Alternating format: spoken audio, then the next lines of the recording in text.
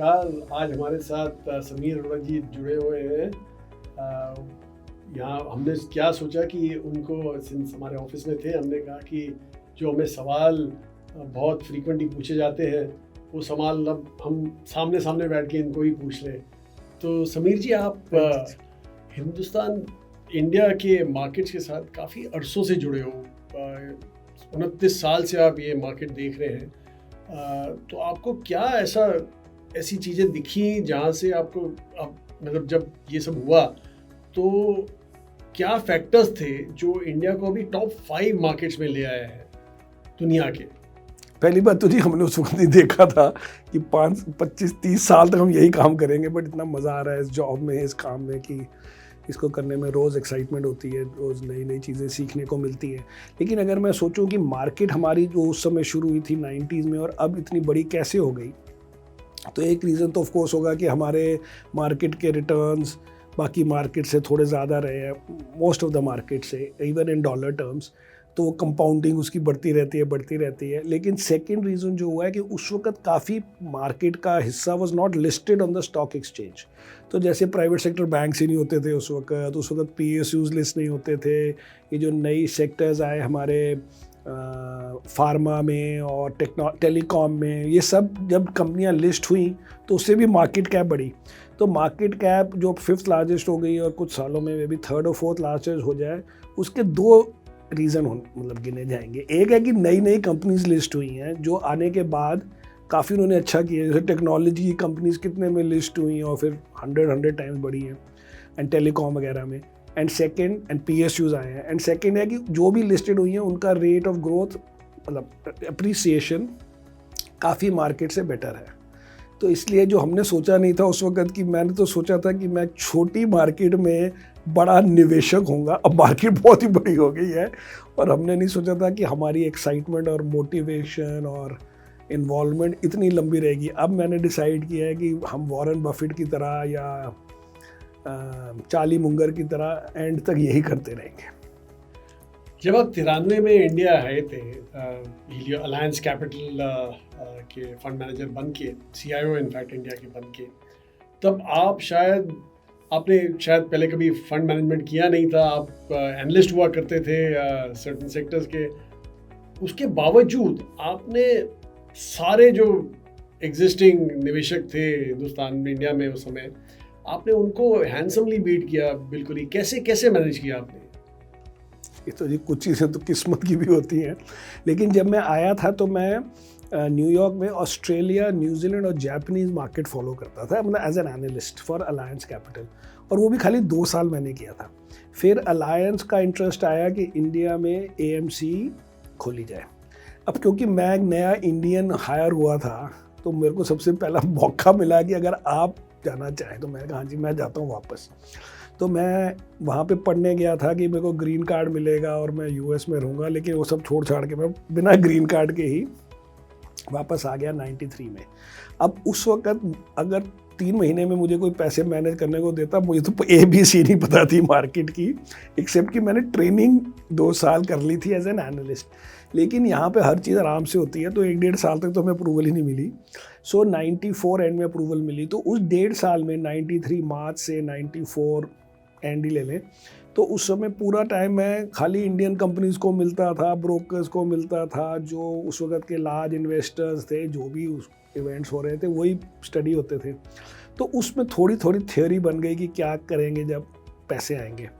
और उसके बाद जो नए सेक्टर्स थे और जो नए कुछ हमने अपनी थीम्स बनाई जो भी डिस्कस करेंगे, लेकिन उसमें से कुछ हमारी बड़ी हिट हो गई। तो बाय 2003 अलायंस कैपिटल जो है इंडिया का बिगेस्ट म्यूचुअल फंड बन गया अमंग प्राइवेट सेक्टर। अब इसमें हमारा कोई पार्टनर नहीं था लोकल, हमारे कोई लोकल स्टार्टिंग कॉन्टैक्ट्स नहीं थे। यहाँ पे हम compete कर रहे थे फॉरेनर्स के साथ, हमारे जैसे जिनके बड़े बड़े इंडियन पार्टनर हैं, जैसे HDFC के साथ स्टैंडर्ड लाइफ और ICICI के साथ प्रू एंड whatever, और हमारा ज़ीरो लोकल। वो बड़ी अच्छी परफॉर्मेंस थी। एंड कुछ चीज़ें टेक्नोलॉजी में, कंज्यूमर में, फार्मा में, एंड कुछ हीरो होंडा टाइप्स, इन सब कंपनीज के कारण हमारी ये परफॉर्मेंस थी। आपने फिलॉसफी की बात कही, पर एक चीज़ जो आपकी इम्प्रेसिव है, जो हमें आपने बार बार समझाई है, वो ये है कि गुड स्टॉक मत ढूंढो, पहले आप रिजेक्ट करो बैड पैरामीटर्स। तो वो फिलॉसफी आपने कहाँ से, कब आपको ये समझ आई कि ईजियर है ये करना? ये ऐसे कोई एक दिन में नहीं समझ आती कोई भी चीज़, बट क्योंकि मैं काफ़ी बुक्स पढ़ता हूँ तो वो घूम फिर के मुझे भी नहीं याद रहता कि ये बनी कैसे स्टोरी। लेकिन ये बात समझ आ गई कि मार्केट में बेसिकली अगर आप गुड और बैड को डिफ्रेंशिएट करें, आपका काफ़ी सारा काम हो चुका है। गुड और गुड के बीच में डिफ्रेंशिएट करना बड़ा मुश्किल है, क्योंकि अलग अलग सेक्टर, आप बोले जी इन्फोसिस बेटर है कि HDFC बैंक, इतना मुश्किल क्वेश्चन है, कभी उसका नंबर है कभी उसका नंबर है। लेकिन आप कहें HDFC बैंक वर्सेस अब मैं नाम नहीं लेना चाहता कोई और बैंक, वो आसान होता है कि हाँ ये उससे बेटर है। सो इसलिए बेस्ट थिंग इज़ पहले अगर आपके पास यूनिवर्स में 100-200 कंपनियाँ लेट्स से, और आपको बेसिकली उसके एवरेज को बीट करना है, एवरेज, क्योंकि इंडेक्स इज़ द एवरेज और हमारा काम है एवरेज को बीट करना। तो 200 कंपनियों का एवरेज जो रिटर्न होगा वो समवेयर अराउंड 100 नंबर पे आएगा। दैट मीन्स कोई 80-90-100 कंपनियाँ will do better than that index and some 100-110 कंपनियाँ will do worse than the index. तो आप इधर से बेटर कंपनियाँ ढूंढने की शुरू करो या उधर से बैड कंपनियों को रिजेक्ट कर दो। अगर वो बैड वाली नहीं है तो इस तरफ आ जाएंगी। लेकिन एक बात यह है कि वाई बैड को रिजेक्ट करना इज़ अ बेटर फॉर्मूला इस, क्योंकि बैड को रिजेक्ट करने के लिए आपको कुछ बैड पॉइंट्स चाहिए। गुड के लिए कोई एंड ही नहीं है कि क्या एंड है। आपको लो जी मैनेजमेंट अच्छी है, कहेंगे जी अच्छी है तो बोर्ड अच्छा है, बोर्ड अच्छा है तो कहेंगे जी सक्सेशन प्लान अच्छा है, सक्सेशन प्लान अच्छा है तो कहेंगे जी इंडिपेंडेंट डायरेक्टर्स हैं, कि कोई एंड ही नहीं है, आप चल लगे रहो बोलने के लिए। बैड में क्या, आपको 2 पॉइंट मिले नेगेटिव, आपने कहा आउट। लेकिन आप ये इतनी आसानी से रिजेक्ट इसलिए कर सकते हो, लेकिन आपको ये समझना है कि बहुत सारी कंपनीज अच्छी करती हैं। तो अगर मैंने 5-10 एक्स्ट्रा भी रिजेक्ट कर दी, उससे भी फिर भी काफ़ी यूनिवर्स मिलेगा जो एक्चुअल में अच्छी हुई एंड में, और आपने सोचा गंदी होंगी, उससे कोई खास फ़र्क नहीं पड़ता इस बात में, क्योंकि बहुत कंपनीज हमारे हिसाब से डू वेल एंड हम अच्छी कंपनी उसको डिफाइन कर रहे हैं जो over 1 year 3 year beat the index. So as we said nearly आधी कंपनीज बीट द इंडेक्स। उसमें आपने रिजेक्ट की कंपनी, तो आपका होप है कि जो बच गई वो अच्छी वाली साइड में आ गई, और उसमें से फिर आपने और चूज़ किया और फिर पोर्टफोलियो बनाया। और जो भी है वो हमारा चल गया है, 24-25 साल से बढ़िया चल रहा है, तो हम इस फॉर्मूले में बड़ा बिलीव करते हैं। एक्चुअली रियल लाइफ में भी यही होता है। हाँ, रियल लाइफ में तो बिल्कुल यही होता है जी, कि आप पहले नेगेटिव चीज़ को रिजेक्ट करते हैं। जैसे अगर आपको ऑफिस किराए पे लेना है, तो हमने ये नहीं बोला कि हम कौन सी जगह ढूंढें, हमने कहा यार हमें ये 3 जगह नहीं जाना, वहाँ पे कनेक्टिविटी नहीं है, वहाँ ट्रेन नहीं है, वहाँ लोग नहीं आते, वहाँ क्लाइंट को बुरा लगेगा, हमें BKC में एरिया में दे दो। उसके बाद कोई खास एनालिसिस नहीं हुई कि इस बिल्डिंग में जाना है कि उस बिल्डिंग में जाना है, वो आपने व्यू देखा, किराया देखा, आगे किया। लेकिन पहले क्या आपने बॉम्बे में रहना है कि दिल्ली में रहना है कि ऑफिस यहाँ खोलना है, वो एक लाइन की बात है जिसमें आधी चीज़ें आपने रिजेक्ट कर दी। ये आप हर एरिया में ऐसे करते हैं, आप शादी में भी ऐसे ही करते हैं। आप पहले रिजेक्ट कर देते हैं अगर किसी को पसंद नहीं है कि आउट। लेकिन अगर आपको पसंद आ जाए वो लड़का, तो आप कहोगे उसकी हिस्ट्री बताओ, उसके मम्मी डैडी क्या करते हैं, उसका घर कहाँ, फिर उसकी नौकरी का एंड ही नहीं है गुड करने का। बट बैड जो था उसको तो आपने 1 मिनट में आउट कर दिया, उसकी आपने एनालिसिस नहीं की सेकेंड टाइम। तो बैड हटा दीजिए। हमारी मार्केट में क्या है, अगर वो बैड नहीं है तो वो गुड है, अनलाइक शादी या तो इधर है मार्केट के या उधर है हाफ के।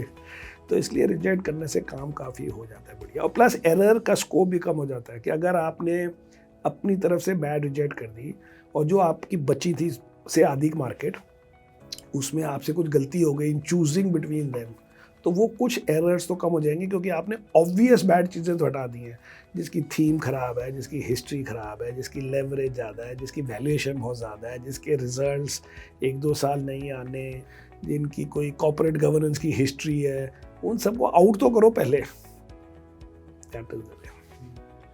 पुराने ज़माने में तो शेयर सर्टिफिकेट मिलते थे, इसलिए बोलते थे कि अभी एक बार आपने शेयर सर्टिफिकेट ले लिए तो तिजोरी में डाल के लॉक करके भूल जाइए।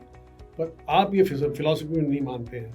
हम इसलिए नहीं मानते क्योंकि हम इंस्टीट्यूशनल इन्वेस्टर थे, और हम डीमैट शेयर तो उस वक्त होते ही नहीं थे जब हमने शुरू किया था।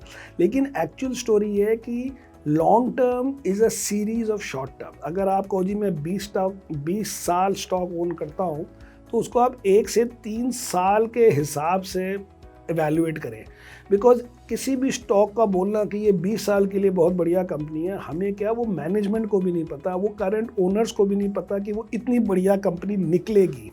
जैसे अब हम बार बार कहते हैं हमने HDFC बैंक में बड़े पैसे बनाए, लेकिन HDFC बैंक के साथ उस वक्त 6 और बैंक थे, जिसमें से हमने भी 1-2 और लिए थे।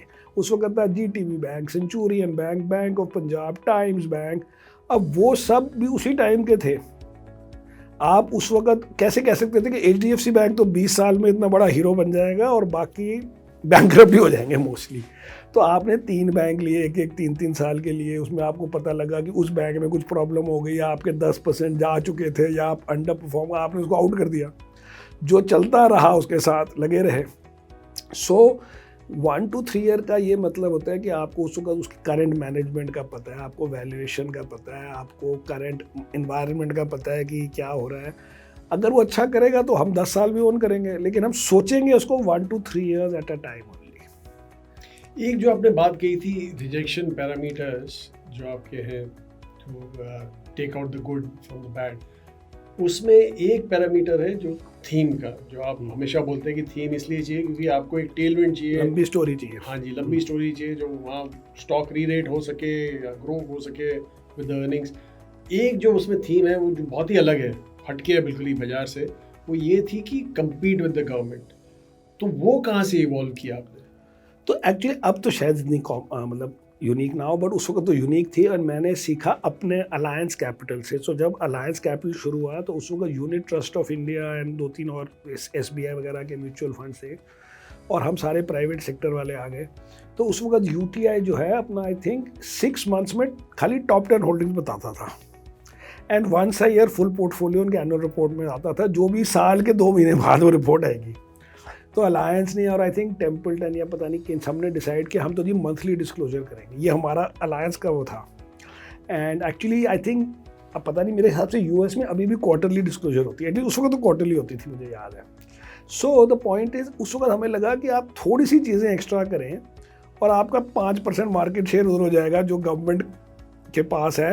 परफॉर्मेंस चाहे न्यूट्रल भी हो, अगर हमारी परफॉर्मेंस उनकी परफॉर्मेंस बराबर है, लेकिन हमने सर्विस ज़्यादा कर दी, हमारा लेटर बेटर है, हमने ज़्यादा रिस्पॉन्ड कर दिया फ़ोन पे क्वेरी में।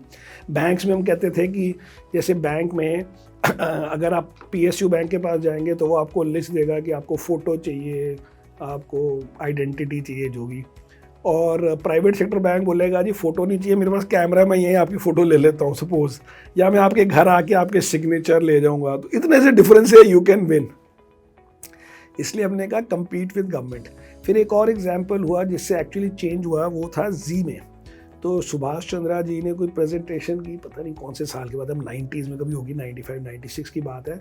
तो उन्होंने दिखाया कि DD1 and DD2, Doordarshan 1 and Doordarshan 2 में जो 24-24 घंटे इंटू 7 डेज वीकली इतने प्रोग्राम न्यूज़ के होते हैं, इतने आवर्स, इतने उसके होते हैं मतलब चित्रहार के या म्यूज़िक के या मूवी के। और उन्होंने कहा हमारी प्रोग्रामिंग क्या है, 100% नहीं, पहले तो न्यूज़ 0, एजुकेशन 0, एग्रीकल्चर 0, पॉलिटिक्स 0, और ये हम करेंगे आधा टाइम चित्रहार और आधा टाइम सीरियल या मूवी। अब इसमें क्या रिसर्च करनी थी, हमने कहा कोई नहीं देखेगा दूरदर्शन 1 एंड दूरदर्शन 2, सब जाएंगे जी देखने। तो we own 5% of the company, खाली $5 मिलियन मिले, 50 मिलियन की वैल्यूएशन। वो स्टॉक बोल गया 100 टाइम, 100 टाइम्स।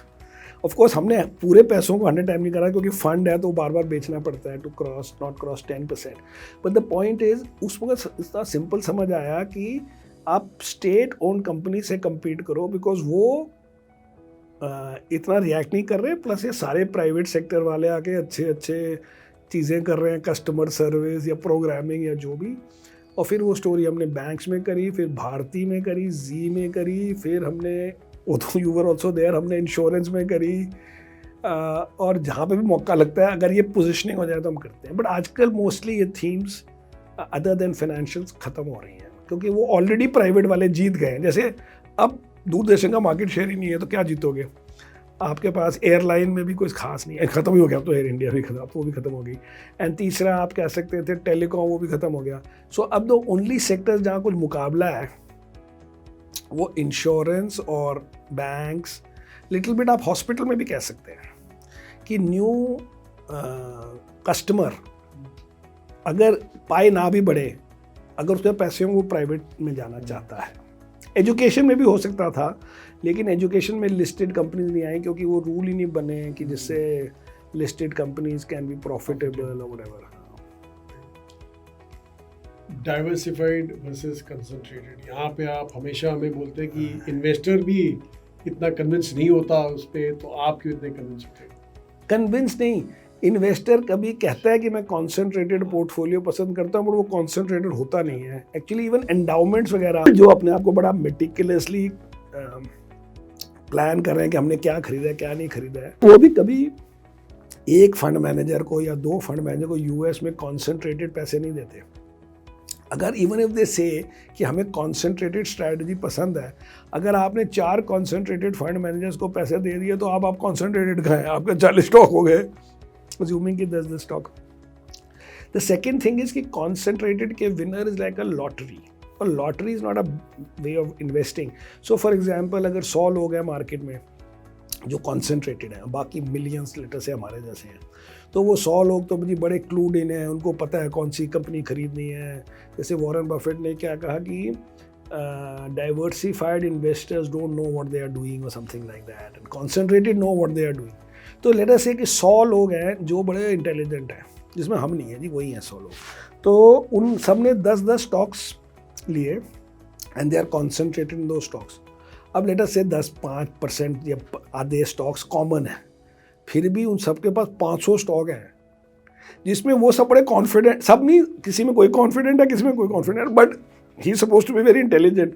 तो 500 स्टॉक हैं जिसमें कोई आदमी, या नॉट एक आदमी, बट सब मिलके कहते हैं कि बड़े अच्छे हैं, वर्थ कॉन्सेंट्रेटिंग। अब उसमें से मैंने उन्हीं 500 में से विदाउट कॉन्सेंट्रेटिंग 40 स्टॉक ले लिए, तो क्या बुरा किया? जो भी आप स्टॉक लोगे उसमें कोई ना कोई कॉन्सेंट्रेटेड है, लेकिन हम कॉन्सेंट्रेटेड नहीं लेते because it is just obvious कि वो 100 के 100 आदमी बेटर नहीं कर सकते। उसमें से 10 आदमी बेटर करेंगे और 10 वेरी बैड करेंगे और बाकी घूमते रहेंगे उसी रेंज में। बिकॉज अगर सारों ने बेटर करा तो दैट मीन्स पूरी मार्केट ही अच्छी है कि 500 स्टॉक्स वाले भी चल गए। So if that is not the case, it means कि concentration is not the strategy, being right on concentration is the strategy. If being right on concentration strategy, being wrong on the strategy, आप नजर भी नहीं होगे। अभी आप देख लो कितने बिलियनर जीरो हो जाते हैं, effectively they are concentrated in their stock no. So bottom line is, हमें ये समझ आ गई है कि आधी मार्केट अच्छी करती है, से 100-150 स्टॉक, उसमें आप 30-35 स्टॉक ले रहे हो, होपिंग कि आपके 30-35 में से कोई 15-20-25 स्टॉक उस 150 स्टॉक में आ जाएंगे एंड 5-10 आपके मिस हो जाएंगे या दूसरी तरफ चले जाएंगे, उनमें आप ब्रेक इवन करोगे, किसी में लॉस करोगे, लेकिन इस तरफ वाले में पैसे बनाएंगे। So that is how it works. हमारे पोर्टफोलियो में भी जब हम पोर्टफोलियो क्लासिफाई करते हैं तो 2 बकेट्स में करते हैं। एक बकेट तो हमारी कंसंट्रेटेड ही रहती है और दूसरी बकेट होती है जो काफ़ी डाइवर्सिफाइड होती है, इन द सेंस वेटेजेस कम होते हैं। तो आपको ये जो था बकेट का, ये कैसे सोच में आया कि ये बकेट में से फ्यूचर विनर्स निकलेंगे, इसलिए आपको कंसंट्रेटेड करना नहीं है इतना? नहीं, सो द थिंग वाज कि आपको 2 चीज़ें चाहिए पोर्टफोलियो में, एक आपको कंसिस्टेंसी भी चाहिए, राइट, एंड आपको एक ग्रोथ या डिस्कवरी भी चाहिए।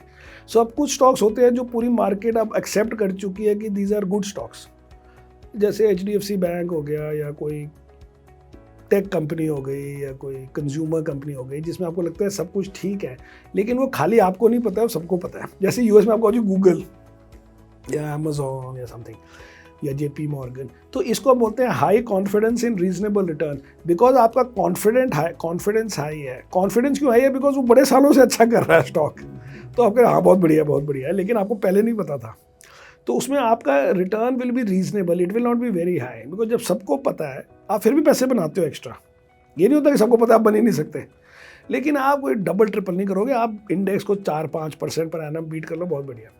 द सेकेंड ग्रुप स्टॉक जिसमें आपने डिस्कवरी की है, डिस्कवरी का मतलब है आप या तो जल्दी लिया है या जब लिया था वो उसको इतना बढ़िया नहीं कर रहा था, वो नया था, वो गिर रहा था, उसका CEO रिज़ाइन किया था, लेकिन आपको लगा ठीक है। जैसे हमने कोविड टाइम में इंडियन होटल लिया, अब इंडियन होटल का रिजल्ट क्या होगा? वो तो होटल बंद पड़ा है, लेकिन आप कहो जी बाकी चीज़ें ठीक हैं, उसकी इंडस्ट्री ठीक है, उसकी लेवरेज ठीक है, उसकी हिस्ट्री ठीक है, और रिजल्ट्स को अभी हम अज्यूम करते हैं कि चलो 4 साल में कोविड हट जाएगा, तो 5वें साल में होटल चलेगा, तो 5-6 साल में भी अगर वही प्राइस हो गई जो 2 महीने पहले थी, तो फिर भी डबल के करीब हो जाएगा, which bad time in the sense कि अगर 5 साल तक कोविड नहीं हटा, चलो फिर भी ठीक है।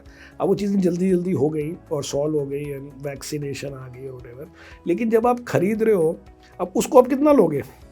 जैसे अभी हम कोई स्टॉक हमने लिया था डिक्सन इलेक्ट्रॉनिक, अब उसमें मैनेजमेंट रिलेटिवली न्यू है, अब तो नहीं है हमारे पास, बट जब था तो उस समय आप उसको बहुत ज़्यादा नहीं ले सकते हो, लेकिन आप कह सकते हो उसकी थीम अच्छी है, उसकी इंडस्ट्री अच्छी है, उसकी ये गवर्नमेंट ट्रिगर्स अच्छे हैं, they are doing make in India, PLI, and कोई बोलेगा व्हाट अबाउट एग्जीक्यूशन, हम कहेंगे पता नहीं, बट बुरी नहीं लगती क्योंकि कोई हिस्ट्री में ख़राब नहीं है। तो वो सब आप 2-2% टाइप लेते हैं शुरू में, फिर अगर वो ठीक चीज़ चल जाए, वो स्टोरी चल जाए, तब आप उसको एवरेज करो और करो, आप एवरेज करो। बट शुरू में 15-20 स्टॉक 2-2% वाले एंड 10-12 स्टॉक 5-5% वाले, ये स्टोरी से हम चलते हैं। एक और सवाल जो हमें इन्वेस्टर्स पूछते रहते हैं या हमें सवाल आते रहते हैं, वो ये है कि आप बेचना कब डिसाइड करते हैं? क्योंकि एक चढ़ता हुआ जो स्टॉक है उसको बेचना बहुत ही मुश्किल रहता है, तो कैसे डिसाइड? वो तो हमने बड़े स्टॉक्स बेचे हैं और जो अच्छे स्टॉक्स हैं। सो फर्स्ट थिंग इज कि हमने जो ये 2 ग्रुप्स बनाए हैं कि high confidence in reasonable return, उसका मतलब है कि वो कंपनी इज़ वेल नोन, सबको पता है अच्छी है, हमने चूज़ की है वो कंपनी 50-60 बड़ी कंपनियों में से 10-12 कंपनी, जैसे अगर 5 प्राइवेट सेक्टर बैंक हैं हमने 2 लिए हैं, या 6 टेक कंपनियां हमने 2 लिए हैं, हमने किसी भी बेसिस पे वो ले लिए हैं, लेकिन वो भी कंपनियां सबको पता है, वो बाकी 4 भी लोगों को पता थी। हमने फार्मा में 1 ले ली और कंज्यूमर में 2, किसी ने फार्मा में 2 ले ली, कंज्यूमर में, बट वो companies are otherwise well known. तो उसमें आपका जो रिटर्न है वो मोस्टली अर्निंग से आएगा, वो न्यू कंपनी नहीं है कि वो और री रेट हो जाए, अनलेस कि कोई बैड टाइम से निकली हो एक आध company, but broadly let's say private sector bank, अब सबको पता है कि वो 20% ग्रो करते हैं, अब आपकी मर्जी है आपने लेना है नहीं लेना, लेकिन वो ये नहीं है कि कल वो 40% शेयर बढ़ जाएगा, वो 20% के हिसाब से बढ़े तो it does it's job.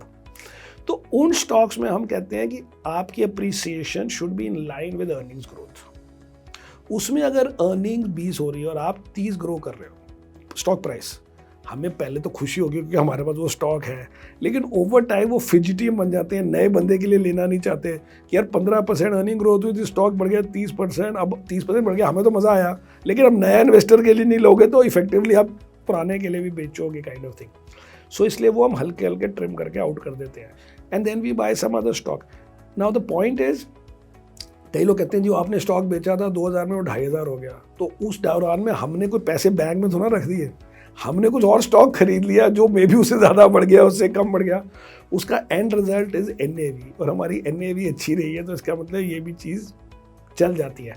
But also we know broadly कि अगर बड़ी हाई वैल्यूएशन पे आप स्टॉक बेचोगे, आप मोस्टली रॉन्ग नहीं जाओगे, 10 में एक आध बार रॉन्ग जाओगे, इन द सेंस कि फिर भी बढ़ता रहेगा, तो बढ़ता रहे, हमने जो दूसरा लिया हमारा भी प्लस माइनस उतना बढ़ जाता है अगर मार्केट का इम्पैक्ट है उस पहले स्टॉक पे। इसलिए वेरी हाई वैल्यूएशन तो we will sell, and if the high valuation earnings growth से ज़्यादा चल रही है, मतलब उसकी अप्रिसिएशन। समीर, आपका नाम काफ़ी मल्टी बैगर्स के साथ जुड़ा हुआ है, तो आप कुछ ऐसे एग्जांपल शेयर करेंगे और कैसे आपने वो मल्टी बैगर्स आपने देखे, पहचाने? सिद्धि विनायक जी की दुआ है। बट द पॉइंट इज, हमने जो मोस्टली बनाया वो बनाया फाइनेंशियल्स में, टेक में एंड टेलीकॉम में, भारती वगैरह में, और फिर और ये बजाज फाइनेंस वगैरह में। बट ब्रॉडली हमने कभी सोचा नहीं था कि इतने बढ़ेंगे, that is the whole point. हम तो 15-20 स्टॉक लेते हैं 2-2% वाले, उस पर हमारे 4-5 निकल आते हैं जो चले हैं। बट पहले तो हमने बनाए थे यही जो गवर्नमेंट वर्सेस प्राइवेट में, बट कोई ये थोड़ा सोच रहा था कि HDFC बैंक 1000 टाइम हो जाएगा या मैं उसको 25 साल तक होल्ड कर रहा हूँगा, और कि मैं खाली HDFC बैंक के मेरे को कुछ हज़ार शेयर लेते हैं, उस पर रिटायर भी हो सकता हूँ, ये थोड़ा कुछ सोचा था 96 में। तो कभी भी नहीं सोचा, कोई नहीं सोचता। जी 98 to 2000 में 100 टाइम्स बढ़ा है, और इन इट्स लाइफ खाली 70 टाइम बढ़ा है। दैट मीन्स बाकी 25 साल वो -30% है। हमें क्या पता था कि 100 टाइम्स बढ़ जाएगा, लेकिन हमने जब लिया था ये लॉजिक थी कि गवर्नमेंट से कम्पीट कर रहा है तो फिर वो TMT बुल रन में आ गया तो और एक्स्ट्रा बढ़ गया। कुछ ना कुछ स्टोरी। कोटक बैंक हमने लिया था 2003 में, उस वक्त बैंक भी नहीं था। We used to own 5% of Kotak bank. It's market cap was $50 million in 2001 सितंबर। तो मैंने आई थिंक दिसंबर या जैन 2002 में लिया था और फिर वो अगले साल या 1-1.5 साल वो बैंक बना। अब वो फिर हमने अलायंस छोड़ दिया, बट अलायंस और बिरला ने पैसे बनाए होंगे उसमें काफ़ी सारे, आई होप। बट ब्रॉडली ऐसे बड़े सारे बने हैं, लेकिन कोई सोचे कि हमें पता था, हमने अपनी तरफ से 5% दिया, लेकिन पैसे हमारे 2.5 मिलियन ही लगे थे। तो ये नहीं है कि हमने कोई 10% ऑफ द फंड डाल दिया था, हम तो 2% वाले लोग हैं जी। तो लोग कहते हैं कि अगर आपको पता है कि ये 100 बैगर है और आपने 2% डाले तो आपकी लाइफ क्या चेंज होएगी, आपने तो रिस्क नहीं लिया है जो भी। द पॉइंट इज आपको पता नहीं है कि 100 बैगर है, ये हम आप क्या मतलब GTB निकले। सेकेंड इज अगर आपने 2% अपने पोर्टफोलियो का लिया है और अगर उसने 50 टाइम बढ़ना है तो 50 टाइम बढ़ने से पहले उसको डबल होना है। तो जब वो डबल होगा आपका 4% या 3.5 हो जाएगा, बिकॉज आपके बाकी स्टॉक्स भी बढ़ चुके होंगे, लेकिन आपको जो भी डिज़ायर था वो आपका अगर 2 नहीं हो तो एक और कर लो तो 8 हो जाएगा, आपकी मर्जी है। सेकेंड बात है, जब आपका 2 से 3 की तरफ अपने आप जा रहा होगा, आपको भी कॉन्फिडेंस आ जाएगा कि मैंने भी क्या स्टॉक ढूंढा है, तो आप और ले लो। लेकिन पहले दिन हम 4% से कोई ट्रेड नहीं शुरू करते, क्योंकि हमारे को हमारा एक रूल है जो हम ट्विटर में बड़ा बोलते हैं, nobody knows anything about anything beyond a point. हमें हद तक पता है, उसके बाद भगवान की देन है।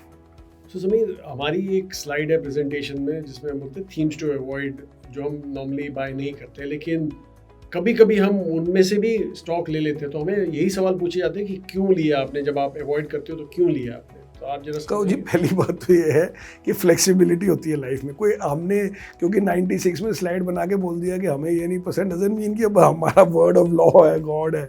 तो एक्चुअली क्या है, जो हमें थीम नहीं पसंद है उसका मतलब, जैसे वो कौन सी थीम्स है, पहले एक तो कमोडिटी सेक्टर, एक है we don't like billion consumer story. मतलब बिलियन कंज्यूमर स्टोरी खाली फॉरेनर को बोलने के लिए कि 1.4 बिलियन लोग हैं, अभी तो खाली 10% पेनिट्रेशन हुई, उसमें हर चीज़ हमारी इंडिया की लगेगा कि ओ हो। तो हम कहते हैं आप 300-400 मिलियन लोगों से डिवाइड करके देखो कि whether it is big growth potential और नॉट। थर्ड इज हम कहते हैं कि we don't like state owned companies, mostly because हमने आपको बताया कि वो PSUs के कम्पीट करने से हमने ये जी शी एंड ऑल दिस में पैसे बनाए थे, HDFC बैंक वगैरह में। एंड फोर्थ हमारी जो हमें अवॉइड करते हैं, वो कहते हैं कि हमारी कंपनी इंडिया के ऊपर प्ले होना चाहिए, चाहे इंडिया से एक्सपोर्ट कर रहा हो, बट ये नहीं कि कम्प्लीटली फॉरेन कंपनी है और इंडिया में लिस्टेड है बिकॉज ओनर इंडियन है। जैसे Tata motor is mostly a foreign company, या कई कंपनीज होती हैं जिनका आधा बिजनेस इजिप्ट में है, किसी का ऑस्ट्रेलिया में है, किसी का मोरक्को में, उसका हम क्या करें यहाँ पे, हमें नहीं चाहिए। लेकिन over the years we realise कि हमें ब्रॉडली ये चीज़ें नहीं पसंद, लेकिन आप 100% रूल नहीं बना सकते कि अगर तू PSU हम हाथ नहीं लगाएंगे। For example state bank of India हमने खरीदा 2020 में, अब वो 0.3 टाइम्स बुक बिक रहा है, उनकी मैनेजमेंट अच्छी है, उनके जो NPAs हैं वो प्राइवेट सेक्टर से भी अच्छे हैं। तो बिग पिक्चर में हमने 10 साल पहले सोचा था कि प्राइवेट सेक्टर बेटर होते हैं, डज नॉट मीन कि एक भी PSU बेटर नहीं हो सकता। और तो इसलिए हम कहते हैं कि अगर वो हम अपनी थीम के बाहर, प्रेफर्ड थीम के बाहर जा रहे हैं, तो it is a higher hurdle, ज़्यादा मुश्किल है वो लेना, इन द सेंस कि analyst and you and me we have to say कि नहीं, ये थीम को छोड़ो इसके लिए, क्योंकि ये बियॉन्ड द थीम है। बट नॉर्मली वो थीम्स में पैसे नहीं बनते हैं, एंड इसलिए हम नॉर्मली वो स्टॉक्स नहीं लेते हैं। ये आपको आंसर देना चाहिए सबको, मैं दे देता हूँ अपनी तरफ से। जब आप CIO थे अलायंस म्यूचुअल फंड इंडिया के, तो आपको प्रमोशन मिला और 98 में आपको सिंगापुर बेस कर दिया और आप CIO बन गए इमर्जिंग एशिया के। तो आपने क्या ऐसा सीखा इंडिया से या एशिया से, कैसे जो आप इम्प्लीमेंट कर रहे हैं अभी भी? सो पहली बात यह है कि एशिया में इंडिया की लर्निंग को एशिया में एम्प्लॉय किया, रादर देन कि एशिया की लर्निंग बड़ी इंडिया में यूज़ हुई।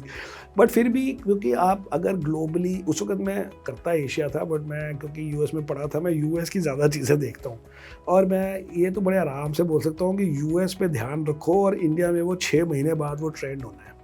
जैसे कि अभी रिसेंटली देखें तो US में मैसिव करेक्शन हुई जनवरी में, करेक्शन नॉट करप्शन, करेक्शन हुई जनवरी में in these loss making companies, और मैं रोता रहा कि ये फ्यूचर्स ही नहीं है हमारी मार्केट में, जो 3-4 लिस्टेड कंपनी थी, बट दे वर द सिटर कि वो चीज़ें वहाँ पे करेक्ट हो गई हैं। और कुछ नहीं, आपको 3 महीने बाद यहाँ पे मोटी करेक्शन मिल रही है, कई बार 1 महीने बाद मिल रही है। जैसे 90s में यूएस में सिगरेट कंपनीज पर बहुत बड़े टैक्स वो हुए, बिकॉज वो उन्होंने कहा जी आप हेल्थ का वो हो गया, जो भी कैंसर हो रहा है ये। अब इंडियन कंपनीज में या आईटीसी वगैरह में इतना वो नहीं था, क्योंकि यहाँ पे तो ये लीगल वो, लेकिन इंडियन कंपनीज भी अंडर परफॉर्म कर रही थी, जो वहाँ की कंपनीज ने अंडर परफॉर्म करना शुरू किया। तो ये तो आप हर सेक्टर में देख सकते हैं कि 3-6 महीने पहले यूएस में जो जो चीज़ें चल रही हैं वो प्लस माइनस वर्ल्ड में, पर्टिकुलरली इंडिया में आ जाएंगी। तो that is one simple. Second इसकी सिंगापुर में आपको हमें फॉरेन कंपनी के एनालिस्ट ज़्यादा घूम रहे होते हैं, फॉरेन इन्वेस्टर्स ज़्यादा घूम रहे होते हैं, कॉन्फ्रेंसेस ज़्यादा होती हैं, नॉट जस्ट इंडिया रिलेटेड, तो उससे भी आपको थोड़ा एक व्यू मिलता है। But for me the biggest thing has been कि आई कनेक्ट कि उस मार्केट में हो रहा है तो इस मार्केट में भी ऐसे होगा। ये पॉइंट मुझे सबसे अपना लगता है कि ये ग्लोबल देखने से हुआ है। अभी भी इस साल भी हमने जनवरी में सारे इंटरव्यूज़ में बोला कि इंडियन मार्केट नहीं चलेगी, क्योंकि यूएस मार्केट में इन्फ्लेशन बड़ी हाई है एंड यूएस मार्केट में the federal reserve is very determined कि हम बढ़ाएं, तो वो नहीं बढ़ेगी, इसलिए हमारी भी नहीं बढ़ेगी। अब इंडिया में मैं देखता था टीवी में लोग कहते हैं कि हम इन्फ्लेशन देखते नहीं, हम तो स्टॉक्स देखते हैं। वो तो हम भी देखते हैं, लेकिन ये तो समझ आ रही थी कि उस मार्केट से हमारे ऊपर प्रेशर रहेगा। अब ऑफ कोर्स वो मोस्टली ख़त्म हो गया होपफुली, बट 6-7 महीने इसी में 2-4% बच गए होंगे हमारे by not buying everything on this simple thing कि that market is connected to this market. अब कई लोग आजकल मैं देखता हूँ ट्विटर पे कहते हैं हमें यूएस से क्या मतलब है, हम तो नेशनलिस्ट हैं, हमें तो ये चाहिए, हमें तो वो चाहिए। पॉइंट इज सारी मार्केट्स कनेक्टेड है। अगर यूएस मार्केट में प्रॉब्लम है, आप आउट परफॉर्म कर सकते हो, लेकिन आप बहुत मोटे पैसे नहीं बना सकते, क्योंकि फ्लोज उन इन्वेस्टर्स के हैं। रोज़ आपकी 3,000 करोड़ की जब सेलिंग हो रही थी, आप जो मर्जी कहते रहो। सो इसलिए सारी markets are little bit connected. आप दूसरे के मरने पे नहीं खुश हो सकते, लेकिन उसके थोड़ी वीक होने पे आप खुश हो सकते हो कि चलो हमारा अट्रैक्टिवनेस बढ़ गई है। तो मुझे किसी ने क्वेश्चन पूछा कि यूएस रिसेशन वो कितना बड़ा टेल विंड है हमारे लिए, मतलब हमारे को कितनी हेल्प करेगा। मैं कोई हेल्प नहीं करेगा, आपको हर्ट ना करे ये बड़ी अच्छी बात होगी। सो इसलिए चाइना का नुकसान हुआ, इंडिया को फ़ायदा नहीं हुआ। मतलब चाइना की मार्केट जब गिरी, I am not talking strategically और समथिंग, जब चाइनीज़ मार्केट गिरी हम भी गिर गए बिना बात पे। लेकिन चाइनीज़ मार्केट बहुत बड़े नहीं हमें चाहिए, लेकिन बहुत गिरी हो मत, फिर हम अपना संभाल लेंगे अपने आप को। So that is how we have to look at it. Sameer, आपने अपनी दूसरी पारी चालू की हिलियोस के साथ 2005 में, पर आपकी पहली पारी जो थी वो आप pure long only fund manager हुआ करते थे, और जब आपने दूसरी पारी शुरू करना चाहिए तो आपने लॉन्ग शॉट फंड से चालू किया। तो वो क्या था वहाँ पे, कैसे आप लॉन्ग शॉट सडनली कैसे डिसाइड किया? टेस्ट क्रिकेट है, आपने क्या वर्ड यूज़ किया, पारी। सो द थिंग इज़ कि जब हमने न्यू फंड शुरू किया, ऑफ कोर्स आप हमारे साथ थे उस वक्त, सो हमने ये सोचा कि अगर मार्केट को ऐसे देखा जाए तो 3 टाइप के स्टॉक हैं। एक स्टॉक जो हमें पसंद है, एक स्टॉक जो सिमिलर टू हमें जो पसंद है लेकिन हमने लिए नहीं। सपोज आपको जी हमने TCS ले लिया, इन्फोसिस नहीं लिया, बट एक ही टाइप के हैं। या तीसरा है जो रेस्ट ऑफ द मार्केट, तो हमने कहा एक ग्रुप हम ले लेंगे जो उनके आसपास के हैं, उनको ना लॉन्ग करो ना शॉर्ट करो, क्योंकि वो उसी टाइप के हैं, बट थोड़ा बहुत फ़र्क है 19-20 का, और तीसरे में से शॉर्ट करो। और सेकंड बात हुई कि ये कॉन्फिडेंस था कि हमें पहले वाला शॉर्ट वो तो मिल जाएगा, राइट, वो तो मिल भी गया इतने सालों में। और तीसरे में अगर आप खाली मार्केट की वॉलेटिलिटी देखें, रैंडमली मार्केट गिर जाती है तो आपके रैंडमली भी कई बार बन जाते हैं, और कई बार वो वीकनेसेस के ग्रुप्स होते हैं। कभी वो इंफ्रा ग्रुप मिला, फिर बीच में बड़े साल तक ये हमारा टेलीकॉम वाला बेचारा 200 से 10 रुपये हो गया, फिर कई बार वो लेवरेज ग्रुप्स मिले। तो ये सब, और आजकल इस साल 15-20% बना लिए in buying the best quality company just because वो बेचारे 60-70 पी पे चल रहे हैं। तो ऐसे ऐसे हर वक्त ही कुछ ना कुछ मिल जाता है जिससे आप थोड़े बहुत पैसे भी बना लेते हैं, और कईयों में ज़्यादा, लेकिन मोस्टली वो एटलीस्ट आपकी इंश्योरेंस भी रहती है कि अगर मार्केट ख़राब हो जाए तो कुछ तो बच जाएंगे आपके। सो इसी बेसिस पे किया, और अभी हमने net of all fees with only 62% का हमारा नेट एक्सपोजर रहा है ओवर 17 ईयर्स। हमने मोस्टली सारे लॉन्ग ओनलीज को बीट कर दिया, तो अच्छा ही है अभी तक। आप हमेशा हमारे प्रेजेंटेशन में भी है कि इंडिया एक बहुत ही बढ़िया मार्केट है, बेहतरीन मार्केट है for a long short product. वो जरा समझाएंगे हमारे। नहीं, वो एक्चुअली क्या है कि हमारी मार्केट यूएस मार्केट से बेटर है। हाँ जी। क्योंकि हमारी मार्केट में मार्केट बड़ी वॉलेटाइल है। तो शॉर्टिंग का फ़ायदा जब होगा जब मार्केट गिर जाए या वीक हो, मतलब गिर ही जाए। एक तो है कि आपके स्टॉक्स आपने ढूंढे जो बाकी मार्केट से गंदे थे, एक है कि मार्केट ही रैंडमली गिर जाए और आपके पैसे बन जाए ऑन द शॉर्ट साइड। तो वो actually on the last 1 year में इतनी नहीं रही है क्योंकि वो आफ्टर कोविड थोड़ा स्टेबल रहा है, बट मोस्टली हमारी मार्केट बड़ी वॉलेटाइल है। हमने उस दिन स्टडी की थी कि 8% से ज़्यादा in dollar terms in since 2005 जब हमने शुरू किया, कितनी बार मार्केट गिरी है? कोई आई थिंक 30-40 महीनों में ऐसे गिरी है, आई थिंक 30 महीनों में। यूएस में अगर आप 2008-9 छोड़ दो तो 2-3 बार गिरी है। हमारी 2008 और फर्स्ट 3 मंथ 9 छोड़ दो तो आई थिंक 15 बार गिरी है। तो वो 15 बार जब वो 8% गिरी, हमें भी नहीं पता क्यों गिरी, दूसरे को भी नहीं पता क्यों गिरी, बट हमारे शॉर्ट में बड़े पैसे बन गए। और वो थोड़े से पैसे बनने से वो नेक्स्ट 4 महीने निकल जाते हैं ज़िंदगी के। जैसे अगर मार्केट 5% गिरे और आपने लॉन्ग शॉर्ट था, आप 3 गिरे, आपके 2% बच गए। वो 2% 2-3 बार जो बने, तो आप जितना मार्केट को चला लो वो हमारी कंपाउंडिंग में फ़ायदा हो जाता है। एंड बाद में सेकंड बात है कि डिफरेंट ग्रुप्स जो ऐसे हमें मिले, ये groups means good performing and bad performing, वो भी बैड परफॉर्मिंग स्टॉक्स भी बढ़िया है हमारी मार्केट में। होते यूएस में भी होते होंगे, लेकिन हमारे तो बड़े अच्छे बेचारे जो हमें शॉर्ट में पैसे देते रहे हैं। तो इट्स अ गुड स्ट्रैटेजी। तो आप ये कह रहे हैं कि बाजार शायद 12.5% कुछ रिटर्न दिया है पिछले 26-27 सालों में ऑन एन एवरेज, करीब 13-14। तो 13-14 एक साथ नहीं आता है, देयर इज वोलेटिलिटी बीच में, इसलिए वहाँ पे आपको बेच बच जाते हैं, उससे कंपाउंडिंग हो जाती है। सो फॉर एग्जांपल जो 13-14% रिटर्न पर एनम मार्केट का आया है, अगर आप 25 साल का 96 से हमने लिया था जब हमने शुरू किया था, सो एक भी साल नहीं है जिसमें आप कहो कि 11 से 15 के बीच में रिटर्न आया है। एवरेज 13 है, लेकिन ना 11 से 15 में 0, या तो -20 है या +20 है। तो जब टोटल यानी 4-5 साल बाद 12, 14, 15 बन जाते हैं। लेकिन वो जो बैड ईयर्स में आपके 20 के अगर आप 10 गिर गए, प्लस नहीं बनेंगे, ओहो उससे तो बड़ी ज़िंदगी निकल जाती है। और एक और बात होता है कि जब नेगेटिव पीरियड निकल गया, आपको भी पता है कि मोस्टली 2-3 नेगेटिव ईयर्स नहीं होते, तो हम भी अपने स्टॉक्स चेंज कर देते हैं और 60 को 70 कर देते हैं।